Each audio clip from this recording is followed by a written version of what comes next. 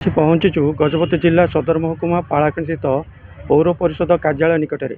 ଏହି ପୌର ପରିଷଦ କାର୍ଯ୍ୟାଳୟ ନିକଟରେ ବସ୍ତି ବାସିନ୍ଦା ସୁରକ୍ଷା ମଞ୍ଚ ପକ୍ଷରୁ ସେମାନଙ୍କର ମୌଳିକ ସମସ୍ୟା ଦାବି ନେଇ ଆଜି ଦ୍ୱିତୀୟ ଦିନରେ ଆମରଣ ଅନଶନ ଚାଲିଛି। କ'ଣ ରହିଛି ସ୍ଥିତି, ଚାଲନ୍ତୁ ବସ୍ତି ସୁରକ୍ଷା ମଞ୍ଚର ଆବାହକ ସୁଜିତ ପ୍ରଧାନଙ୍କୁ ପଚାରି ବୁଝିବା। ସାର୍, କ'ଣ କହିବେ? ଆଜି ଆମରଣ ଅନଶନ ଦ୍ୱିତୀୟ ଦିନରେ ପହଞ୍ଚିଛି, ଏହାପରେ କ'ଣ କହିବେ?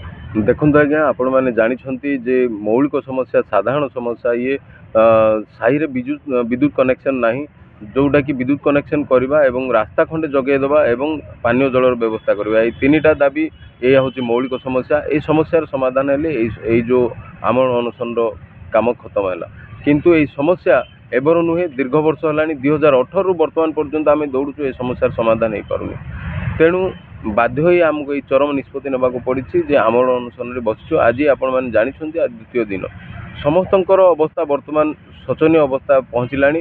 ସମସ୍ତଙ୍କ ପାଟି ଶୁଖୁଛି, ସମସ୍ତେ ଝାଉଳି ଗଲେଣି।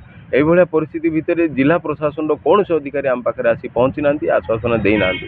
ସେହିଭଳି ଭାବରେ ଭୋଟ ଆବଶ୍ୟକ ହେଲା ବେଳେ ଆମର ନିର୍ବାଚିତ ପ୍ରତିନିଧିମାନେ ଆସନ୍ତି, ଆମ ପାଖରେ ପହଞ୍ଚନ୍ତି, ଭୋଟ ଭିକ୍ଷା କରନ୍ତି। କିନ୍ତୁ ଯେଉଁମାନଙ୍କୁ ଆମେ ଭୋଟ ଦେଇ ଆଜି ଏଠି ନିର୍ବାଚିତ ପ୍ରତିନିଧି କରୁଛୁ, ସେହି ପ୍ରତିନିଧିମାନେ ମଧ୍ୟ ଆମ ପାଖରେ ପହଞ୍ଚି ଆଶ୍ୱାସନା ଦେଇନାହାନ୍ତି। এইଭଳି ଦୁଃଖ ପରିତାପ ଭିତରେ ଆମେ এই ଲଢ଼େଇ ଲଢ଼ୁଛୁ, କିନ୍ତୁ ଆମେ ଭାଙ୍ଗି ପଡ଼ିନାହୁଁ। ଆମେ ସାହସର ସହିତ, ଦମ୍ଭର ସହିତ ଆମେ ଅଛୁ। ଯଦି ଆମର ନ୍ୟାଯ୍ୟ ଅଧିକାର ଯଦି ଆମକୁ ନ ମିଳୁଛି, ତାହେଲେ ଆମେ ଆମରଣ ଅନଶନକୁ ଜାରି ରଖିବୁ। ଆମେ ଘରୁ ନିଷ୍ପତ୍ତି ନେଇକି ଆସିଛୁ, କୋଫନ ବାନ୍ଧିକି ଆସିଛୁ ଯେ ଆମକୁ ଆମ ନ୍ୟାଯ୍ୟ ଅଧିକାର ମିଳିଲେ ଭଲ, ନଚେତ୍ ଆମ ଘରକୁ ଆମ ମର ଶରୀର ଯିବ, କିନ୍ତୁ ଆମେ ଯିବୁ ନାହିଁ। ଯାହା କହୁଥିଲେ ଭାଇ, ବସ୍ତି ସୁରକ୍ଷା ମଞ୍ଚର ଆବାହକ, ସେମାନଙ୍କର ମୌଳିକ ସମସ୍ୟା ସମାଧାନ ନହେଲା ପର୍ଯ୍ୟନ୍ତ ସେମାନେ ଏହିଭଳି ଆମରଣ ଅନଶନ ଜାରି ରଖିବେ। ଆଜି ଦ୍ୱିତୀୟ ଦିନରେ ପହଞ୍ଚିଛି ଆମରଣ ଅନଶନ। ସେମାନଙ୍କର ନ୍ୟାଯ୍ୟ ଦାବି ପାଇଁ ଯେତେବେଳେ ପର୍ଯ୍ୟନ୍ତ ସେମାନଙ୍କ ଦାବି ପୂରଣ ହୋଇନି, ସେହିଭଳି ଆମରଣ ଅନଶନ ଜାରି ରହିବ ବୋଲି ପ୍ରକାଶ କରିଛନ୍ତି। ଗଜପତିରୁ ବିବେକାନନ୍ଦ ବେହେରା, ରିପୋର୍ଟର ଷ୍ଟୁଡ଼ିଓ।